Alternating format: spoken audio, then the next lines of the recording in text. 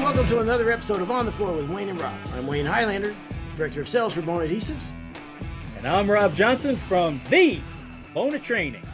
All right, Rob, we're going to talk about a new product today. Oh, what a guest we have today. Huh? Yes, we do. We have Zack Clavin. I don't care what he says his name is.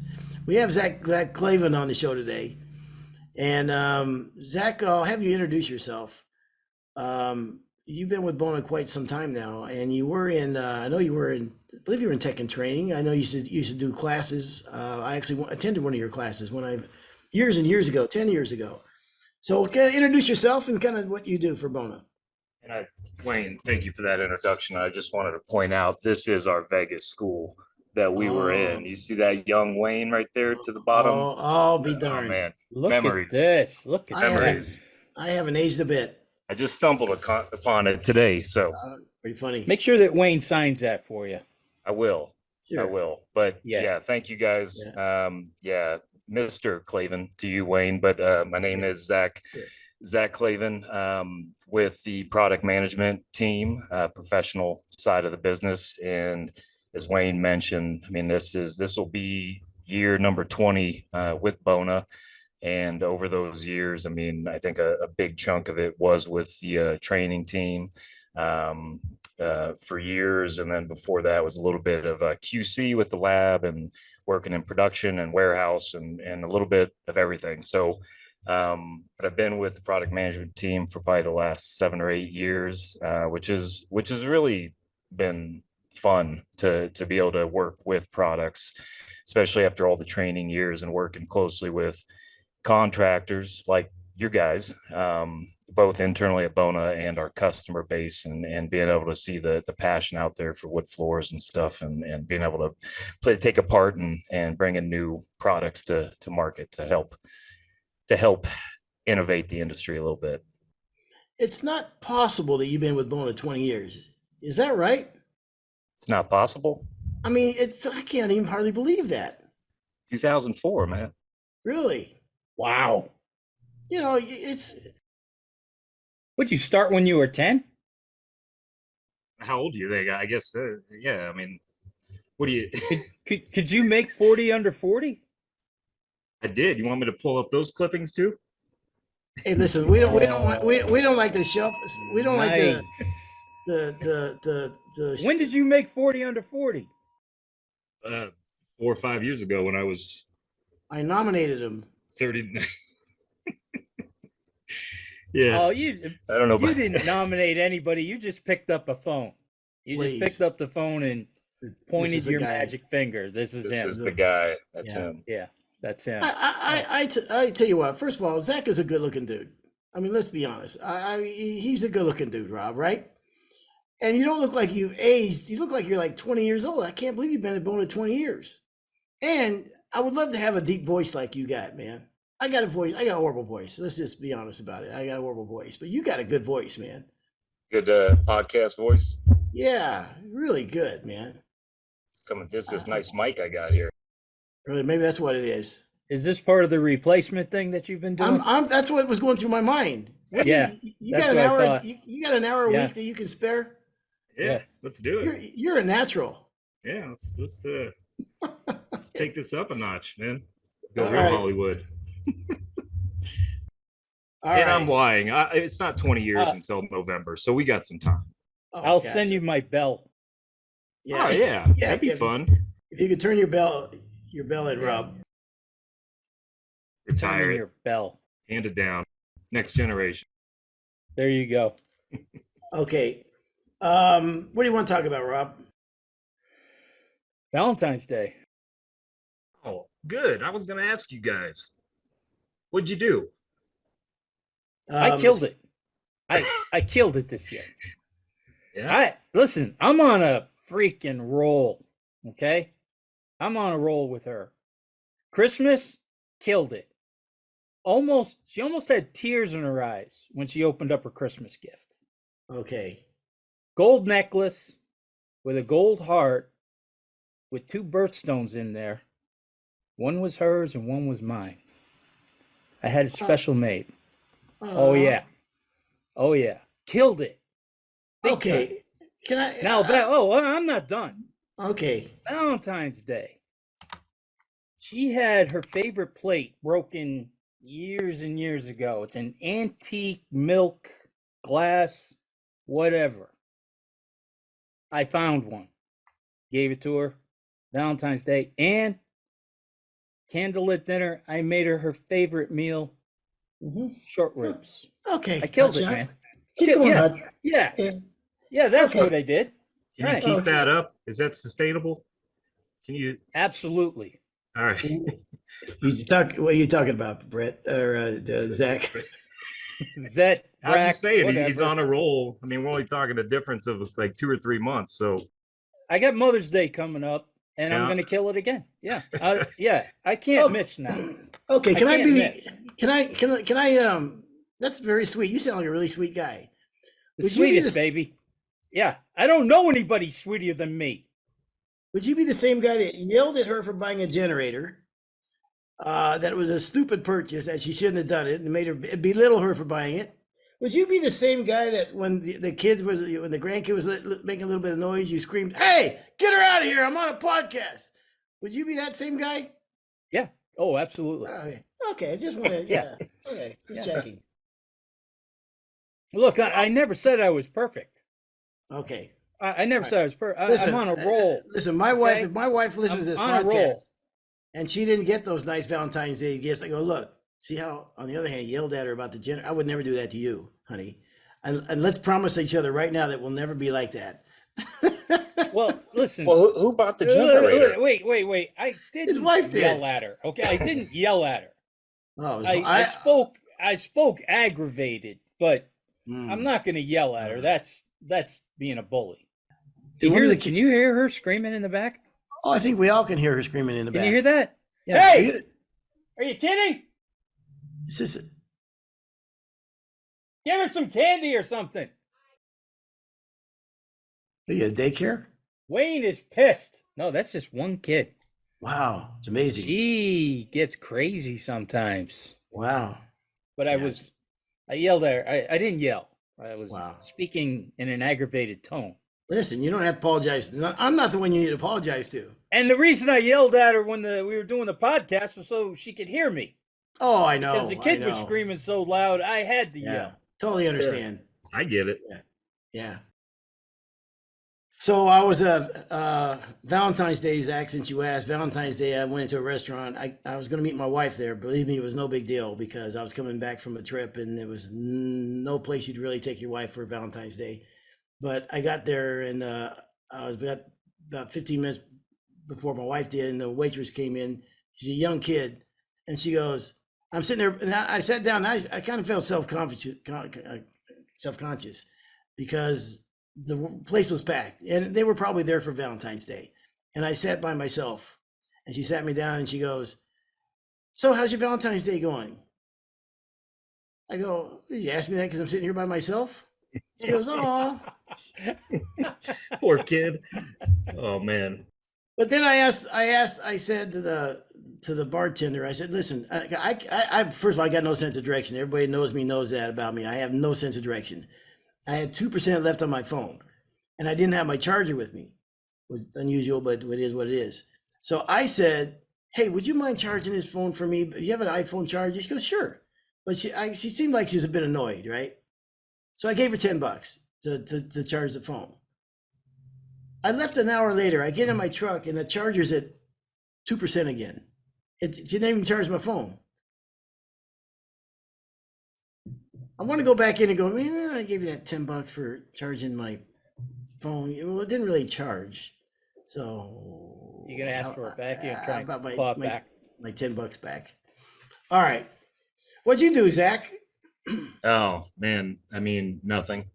I shouldn't have even brought up this holiday. I got my wife a book, and I don't even think she knows how to read books anymore. It's all audio books and podcasts, probably listening to people like you guys out there all day long. But What was it? Product Management for Dummies, that book?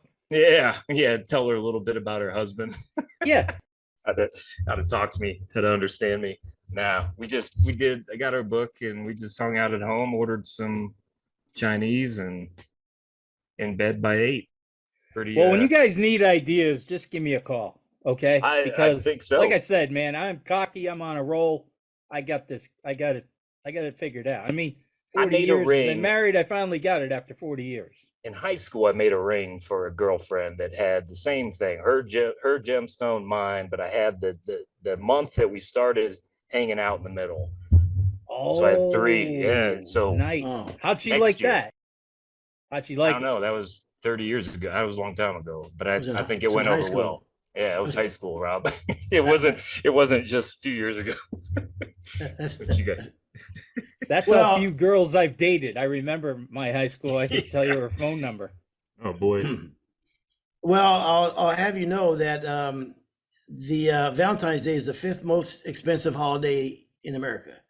And a lot of people say we just want to have a low key Valentine's Day, but despite that, it's one of the 5th most expensive. The average is people spend $162 on the average per person, and I'm well under that bar.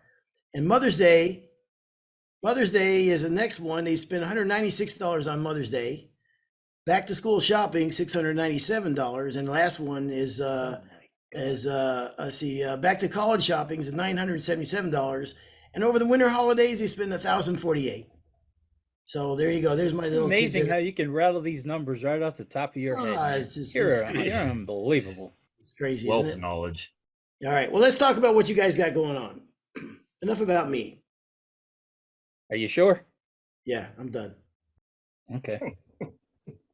So I didn't hear it. Did you get her? What did you get her for Valentine's Day?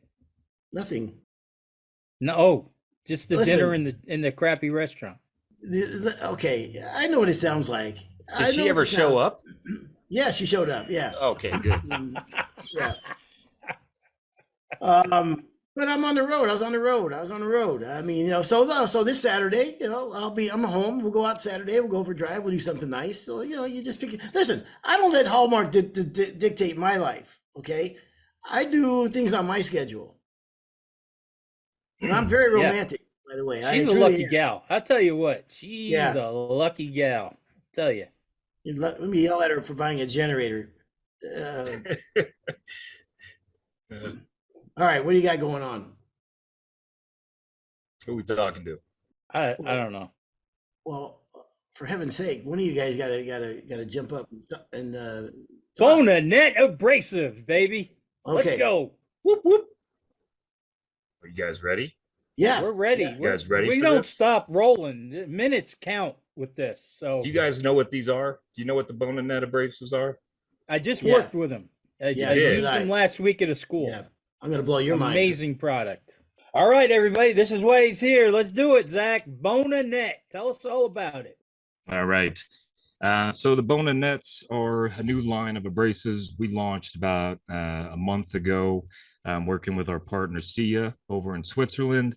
And it's in the name, net, which you guys can see here. I mean, these are the discs that we've launched. They are a net kind of structured abrasive. And the idea, the basic idea with these abrasives, really they come from the industries of like woodworking or automotive industries where a lot of like power tools are used, tools that don't necessarily have very good dust containment. They don't have dust skirts on them or anything like that. And so the structure of these net abrasives allows for airflow just to continuously move through that abrasive, which picks up dust irrelevant of the hole pattern that's on those power tools and stuff or anything like that. So that's kind of where they started. But then as they kind of grew in popularity, we started looking at them for like our industry, but not just for power tools and hand sanding and things like that, but how could we incorporate these onto some of the bigger machines like our power drive or the, with the multi-disc on the flexi sand, because abrasives have to be built a little bit differently when you're putting them under such heat and pressure and stress like that. They gotta be able to hold up to that and do refracture and things like that. So working with Sia, we kind of took that technology and improved on some of the backing, making it a little more durable, and whatnot, and working with a couple of different mineral makeups with these abrasives. So we have two lineups. We have in a ceramic version, which we know ceramic is being a very tough, durable, and sharp abrasive grain out there. And then we have aluminum oxide, which generally is an extremely sharp, great abrasive for really final sanding on a floor. So we have both of those grains in a various assortment of grits and between 5 and 6 inch. So number one, dust pickup exceptional with these. Doesn't matter on the whole, on different power tools. But the other thing, and I think this is probably the biggest part of the net abrasives, is how good they are at being productive at removing coarse scratches from your previous grit. So we know at Bona we have a lot of really good coarse abrasives, whether it's the green assortment or our blue assortment.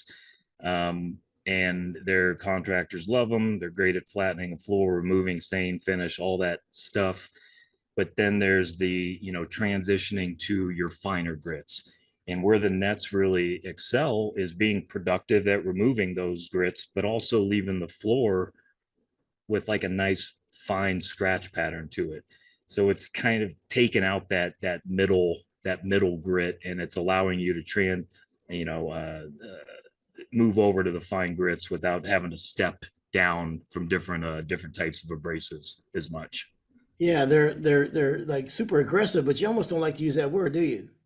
I use productive, and like I said, aggressive to me is productive, but also leaving the floor looking a little bit beat up, chewed up.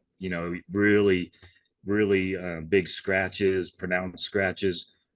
That's why I use productive, because they are productive. They remove a good amount of stock removal, just wood from the floor, but they don't have like that nasty scratch. I mean, they leave it almost ready for stain sealer. And that's why I say they're like magic. And a big part of introducing these is, with our abrasive assortment today, we have our green, our blue, our black, our diamond. Now we have nets. So we have a lot of options out there. And up until this point, kind of our sanding system included a lot of these different types: green, then switch to blue, and then switch to black, which still works and is a great system. But the system's not for everyone. Not everyone wants to keep 4 or 5 different abrasives in their assortment. And so this was a way where we could simplify our sanding sequence today and really capitalize on where, our popular like green product that's great at what it does. But now we can just offer the nets, and the green and net alone can be your answer to finishing a floor, instead of having to incorporate in a bunch of different layers of different abrasives and stuff. I've been blown away by how many contractors in the Northeast are going with green all the way. Mm-hmm. Where, I think when green first came out, it was more of a coarse to medium and wasn't a fine cut. But I am shocked how many people they're going green all the way. And that silicon, what was it? Silicon carbide? No, not that one. The ceramic. Don't help them, Zach. The ceramic. Oh no, I'll get it there. Might I not know. be right away. I know. Okay? Hey, listen, I'll get down that road sooner or later. Hey, listen, don't yell at me. I know you're dying for that. But to have the ceramic now, I love the last school I did when it was the first time I had worked with them. It was really great to say, hey, the aluminum oxide is going to pair up with our blue, and the green is going to pair up with the ceramic. So, because I think that was an answer that a lot of people were looking for, who are going with the green all the way. Well, now what am I going to finish with? And yep. The other thing I noticed about it was they're pretty durable. They are. In the past, products like this I saw would sometimes wrinkle. You know what I mean? When you're using it, they'll start to wrinkle, and then you're going to get a nasty scratch. Boy, these things they're not flimsy. You know what I mean? They're pretty sturdy. I mean, like when you held it up, yeah, it looks a little flexible, but it's a lot sturdier than you would think. Yeah, and it's got a, it's polyester net backing. So there is no true backing to this like we have on any of our abrasives, which is a really good thing. Not just like we talked earlier about where this technology came from was like power tools and things like that, right? But when we start looking at power drive, multi-disc, and those types of systems, well, obviously you have a solid backing behind the nets, right? So there's nowhere for that air to flow through, and they don't work in that same way when you're running on on on those machines. But the beauty of it being this net structure and not having a backing is dust and clogging materials don't get embedded in there and stuck and then kill your abrasive, which is, when you're sanding filler, which is a huge one, or just, whatever it may be, that's usually the killer of your abrasive is things getting clogged in there. And then that takes away from the productivity of that abrasive. So even when you're running on the power drive or something like that, even if you did get a little bit of clogging, you could just peel this off. It all falls out, continue going. So you get a very consistent, you know, scratch throughout the life of this abrasive because you're not getting any clogging. And this also extends just the life in general. I mean, you could probably say 2 to 3 times like some of your standard abrasives, like you black abrasives or screens, some of that older technology, easily getting a pretty good distance further than that because it just doesn't clog. It's got a good mix of, the minerals on there, keep refracture staying sharp, giving you a consistent profile to the floor, which is what we want. You don't want anything dying off prematurely or anything like that. So it's a very good balance of features and benefits really with these nets. Well, I'll tell you what I know about him, Zach.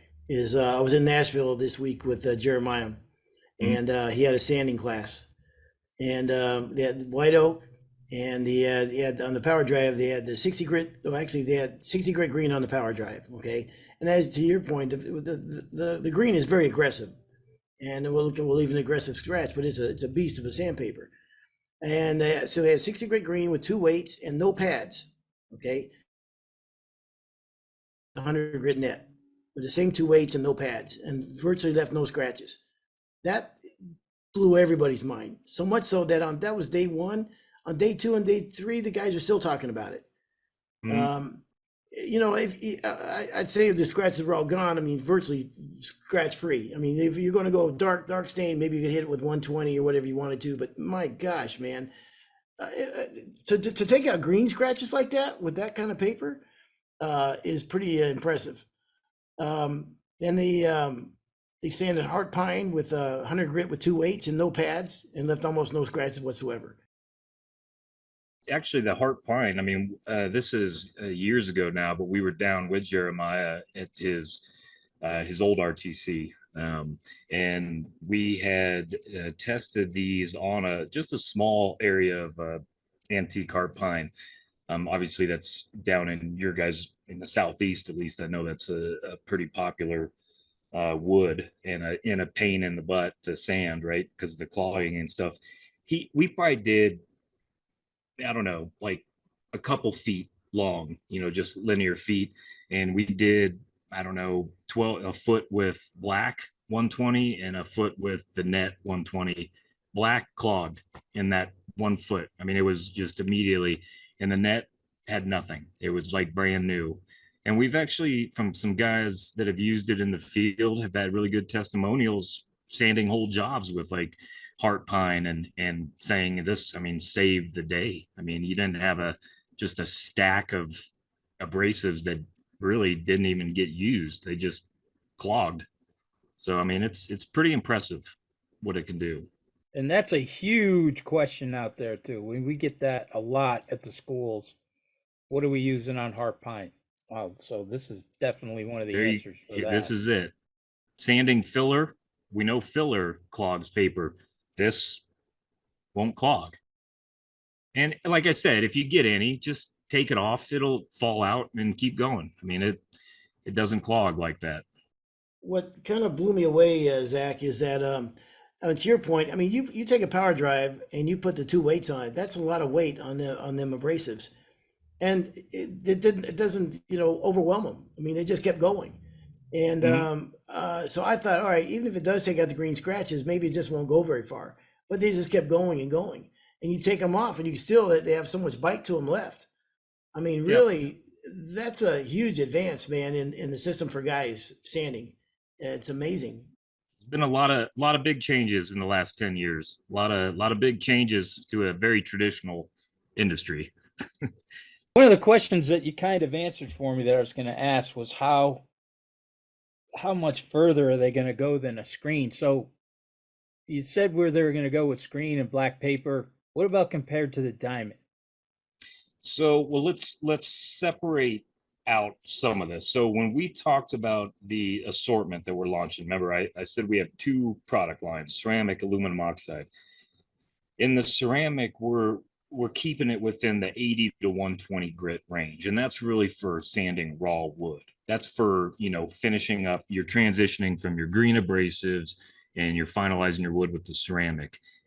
The aluminum oxide, we have also an 80 to 120 to be teamed up with blue abrasives, like you had mentioned earlier, Rob. But we also have aluminum oxide from 150 up to 320. So depending on how we're talking about diamonds, because we sell diamonds predominantly for inner coat abrasion, like over very large surfaces, correct? And then we also have it for raw wood. Um, more more of it is used for intercoat abrasion, and when it comes to those kind of numbers, I would say it's probably in the 2,500 square feet per set, in comparison to diamonds, which could be 5,000 to 6,000 square feet. So it's I would say it's a pretty good kind of in the middle when it comes to diamonds, and then what we could do, let's say with intercoat abrasion with like maroon pads or screens. So pretty good amount. And obviously there's, we're kind of, we don't like to put out numbers with abrasives because there's so many variables that play a part there. I mean, honestly, if you're using, let's just say on raw wood, you're using 80 grit diamond on a power drive versus a multi-disc, you're going to get two pretty big different numbers because of those two different machines. So it depends on the application. On the raw wood, I mean, I would say more 2 to 3 times like a screen or a black. Diamond, I don't think it goes nearly as far on raw wood as it does on intercoat abrasion. But I think the focus would be more on intercoat in comparison with diamond, that it's about half, I would say, of what you can get for diamond. Because I'm thinking of the sport world for this stuff. Hmm? For abrading gyms, screening coating gyms. This is this is And going to let be me huge. explain some other things there, because what the diamonds are great for is one, distance, right? And that's why in sport world they're great, because they just go and go. I mean, easily one set you could probably almost do a whole gym. That's awesome. And where, but they also, the abrasion that the diamonds is so fine, and it's really just cleaning the surface. It's such a micro level. It's just abrading. It's your adhesion is going to be phenomenal. But when you have recoats, let's say a gym that is pretty beat up and stuff, and you've got a lot of gouges, scratches, things where you want a little bit more muscle to blend those together, that's the diamonds. Because the diamonds are going to have a little bit more bite on the floor when it comes to prepping a finish coat for a new coat of finish. So when you need to blend it and kind of massage it a little bit more, the diamonds are going to be better. Sorry, the nets. Diamonds are going to be more just for straight adhesion and the finest scratch. Oh, the other thing we found with the diamonds in the sport world, yeah, they worked amazing. We used to just throw 3 diamonds on a double stack maroon pad and you'd cut 3,000 feet. But Mhm. if they got the tiniest bit of a clog, Done. they were done. you know, and if there was anything left, any type of, light residue or anything, that was always a knock, is trying to clean those diamonds out. Where now with this net, like you said, just pop them off and, flick them a couple times and they're clean. This is going to be huge for lot sport lot guys. easier to keep clean and keep moving. Yep. I'd also say that for hickory and those hard species, I mean, this is a great solution. And it really is. I mean, when you say it's like a magic eraser, it really is. I mean, it is mind blowing that it will take out the green scratches. Because I remember we going from green to blue, and then the blue to black to get them. And really, it wasn't the blue to black you take a scratch. You were always trying to get them first scratches out from the green because they're aggressive. But now to be able to go from green, then boom, hit to here, holy smokes, man! That's a really truly a game changer. So yeah, definitely changing just from, you look back 10 years ago with the introduction of like power drive and stuff, and how some of these new machines have really kind of changed the way floors are being sanded today, and not just the actual process, but the quality of the floors is that much better. The bar's really been raised, and I think this is just another complement to that, and a way to help shorten the time to prepare a floor. Still great quality. And another huge part of these nets is just the versatility. I mean, as any businessman, you probably don't want to carry 10 different sizes of abrasives and for every different application. But with these nets, you can use them on your power drive, you can use them on your multi-disc, you can use them on your Rotex, you can use them with hand sanding. I mean, there's a lot of different applications using the same abrasive, which I think will be really popular out there. yeah. So awesome. if we get one side of a maroon pad will buff out 350 feet per side. Now, if I took two of the 320 aluminum oxide nets and put them on a maroon pad, how far would I go? For intercoat abrasion? For intercoat abrasion on a clean floor that's dry, not gumming up and stuff. I would say about 2,500 to 3. Really? Wow. Now, That's again, unbelievable. just lots of variables when it comes to these things, but based on our testing when we were, field testing and developing this stuff, that's kind of where we ended up. But obviously you're abrading all kinds of different products out there with maintenance products on them. There's a lot of variables, but that's what we saw. So give or take, more or less there. Nice. That's incredible. Mhm. How's our pricing on this with compared to a maroon pad, a screen, diamonds? You also got to take before you give them the price. You got to take in the longevity of them too. You know what I mean? That's where I want to go with that. Yeah, definitely. Well, I would say when it comes, if we're talking intercoat abrasion, and I don't want to get into specific pricing because it can vary a little bit. No, out I'm there, talking more but percentage. I mean, like if you have two of these nets that will go 2,500 feet, that would be 8 maroon or 4. It would be 4 maroon pads versus 2 of these nets. That sounds like a huge savings. I can't imagine that the 2 net is going to be the same price as 4. The maroon pads are actually pretty expensive. So that's what I mean. The nets lot of guys who are the nets are already a savings just using the nets compared to a set of nets compared to the maroon pad. So no matter what, to a maroon pad, nets are the way to go. And having it in 320 is going to be huge. Yeah, and it's consistent powdering. I mean, with the maroon pad, you instantly dole out.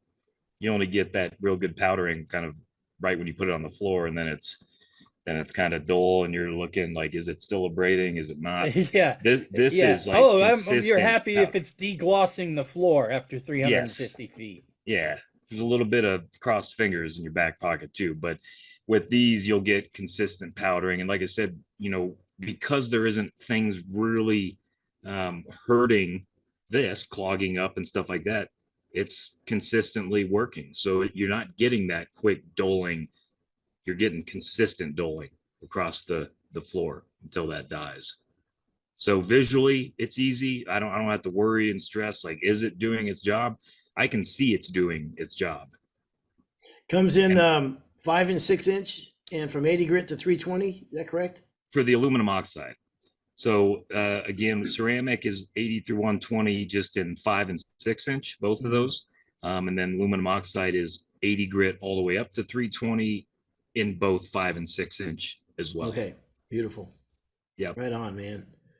Well, I said at the beginning of this thing, you've been at Bona 20 years. I hope you're staying another 20 years because I tell you what, anytime I know you're working on something, Zach, you're so thorough and so much time goes into it and so much testing goes into it, man.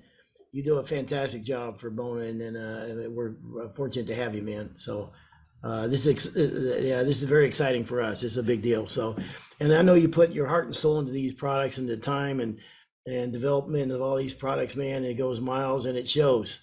And for a sales team that goes out there and sells it, man. And you have a pretty tough crowd here too with us to get past us. Believe me. I mean. I don't mean just me and Rob. I mean the whole sales team. I mean, they're a tough bunch of guys, and but the confidence. He always feels every time. I feel bad for you when you have to do your presentations in front of everybody. It's like watching a guy step up to the firing squad. All right, you want a blindfold? I'll give you a blindfold in Charlotte. But that's what you want though. You want to challenge each other. I mean, that's how you get better. That's how you get good. That's how you don't leave any holes. Well, you know what I mean? And that's how I've gotten to where I've gotten to Bona, because, when I was 2004, I was young. I was in my 20s. I was scared out of my mind. And I'm now in front of a crowd of contractors trying to teach them the Bona way. That's very intimidating. And so my only defense to that was to learn the products and understand them and be able to, speak to them properly.